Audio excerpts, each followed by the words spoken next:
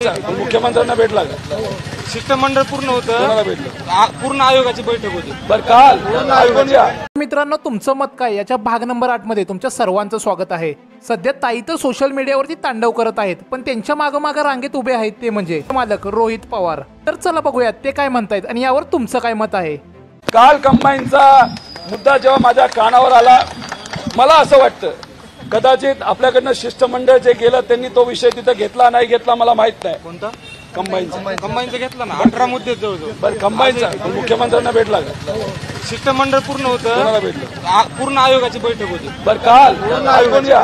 सचिव खरात ऐकून घ्या. पट्टे सर होते. काल आपलं जे शिष्टमंडळ गेलं तुमच्यासाठी प्रयत्न करण्यासाठी, त्यांना काल मंत्री कदाचित राजकीय काही कार्यक्रमामध्ये त्यांना ते दुसरीकडे असल्यामुळे असंही दादा, आयोगामध्ये मंत्र्यांना एंट्री नाही हे चंद्रकांत दादांनी सांगितलं. ठीक आहे, तसं नाही. हो, म्हणजे हे जे आयोगामध्ये म्हणजे माझं मत होतं की तुम्ही आधी जर मुख्यमंत्री उपमुख्यमंत्र्याला भेटला असता, पण ते भेट न होता डायरेक्ट तुम्ही आयोगामध्ये गेला. म्हणजे त्यांनीच भेट लावली. म्हणजे आणि बरोबर त्यांनीच भेट लावली. आमचं म्हणणं एवढंच आहे की विद्यार्थी प्रतिनिधींना, म्हणजे मी तुमचा फक्त एक पाठिंबा देणारा कार्यकर्ता राहू शकतो, मी विद्यार्थी होऊ शकत नाही.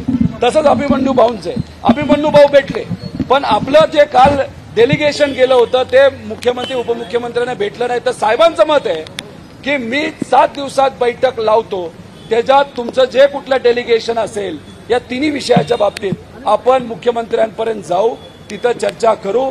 जोपर्यंत निर्णय घेतला जात नाही तोपर्यंत तिथून आपण उठणार नाही. यांना एक शाळेचा ड्रेस द्या. बारक्या पोरांच्या आयुष्याचं वाटोळं करायचं आणि आपल्या पक्षाचे कार्यकर्ते बनवायचं हे यांचं काम. बात तो सही है. दौड़ना तो पड़ता है.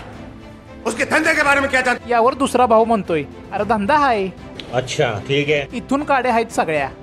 ऐसा मुझे भगवान भी आके कहेगा ना तो भी मैं नहीं मानूंगा.